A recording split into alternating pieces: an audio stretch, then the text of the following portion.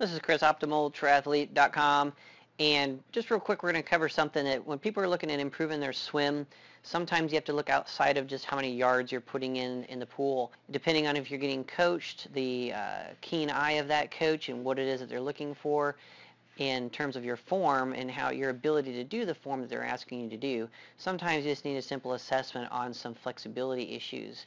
It's like this is a real obvious example of some bad positioning in the shoulder, and she's never was injured before or had a past injury that she's gone through physical therapy for or anything like that, and neither has her massage therapist noticed anything kind of out of the ordinary because she may not have been looking directly for it. So it's nothing against who they kind of work with. It's just we were assessing something else.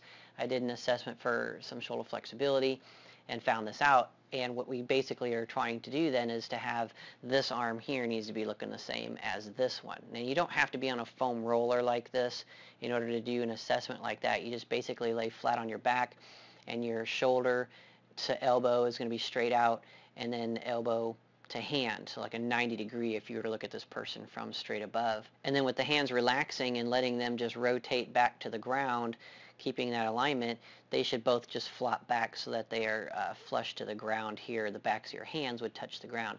If not, then you know the issue is probably that you have some flexibility and some tightness in the chest muscle, possibly in the lat, in the deltoid, and weakness at the rotator cuff muscles on the back side. So typically I ran into a lot of this because I had bike racing is my background, so I had a very forward, poor posture, not lined up, my neck sits forward, my chest pushes back, pushes my hips.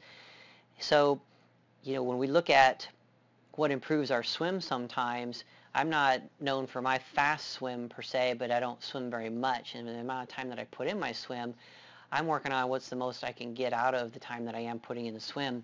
And one of those things I found out when I had done some Bikram Yoga for a couple of months was that my swim was improving even though I wasn't doing anything really different in the pool. I wasn't increasing my distances, and I wasn't getting swim instruction in order to increase my form. I was just getting more lined up in the water as my body got more flexible in a straight line as opposed to its contorted forward position I've had from all the years of being bent over on the bike. So when you address something, sometimes it just takes there's different keen eyes for things. It's just like in any sport or any profession. You have some people just have a particular eye for things. I come from an architectural background in engineering, and so I eyeball stuff maybe a little bit different than even some of the other trainers do, or as to what they let them get away with. Certain things that just kind of stand out. And this assessment's actually fairly simple. We used to do this one through a golf program that we did, and that's kind of where a lot of this methodology was kind of taught to me too. I'm not going to be working on a person's swim stroke just like I didn't work on somebody's golf stroke as a golf instructor, but what I did was put the body in the position flexibility-wise, balance, core strength, so that when they worked with an instructor that was trying to work a particular form, then the person understood what it is that they were trying to get them to do. They had better body awareness to make adjustments and such like that. So until you actually see yourself or put yourself on film, you might think that you have particular range of motion until you take a look at it from the film. That's where getting filmed while swimming helps, and finding out why you can't do the particular motions they want you to do. Now I just performed some basic active isolated post-isometric style of assisted stretching for her, but she's also going to get it worked on as well by her massage therapist, and then a couple other stretches that she can do. And she's already within a couple weeks feels the difference in the water, that she's not working against some resistance that was there, which is going to cause a change in the rotation of her body and stuff like that. So here's an exercise that we can do for one of the exercises that we can do for it. I mean, there's a couple of things because we'd have to work on flexibility of the lat and strengthening of the rotator cuff. So a stretch we can do for that is setting yourself up in a doorway of some sort where you can just rest your arm up against there, and you're going to have your elbow straight out from the shoulder, maybe slightly down and straight up like that. So don't have it angled up like this, okay?